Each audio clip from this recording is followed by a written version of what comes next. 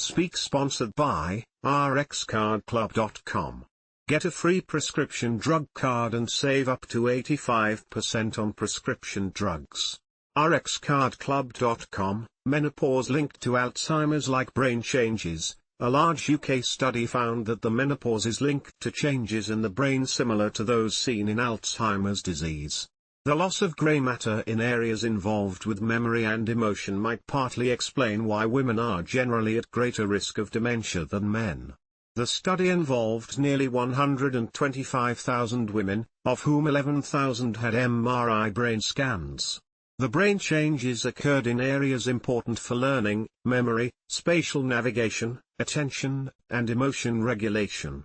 Hormone replacement therapy, HRT, used did not appear to prevent the grey matter loss.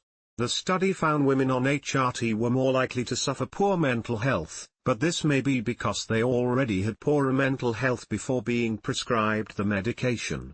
Researchers emphasized the importance of recognizing the variety of struggles that can come with menopause and the need for women to ask for help.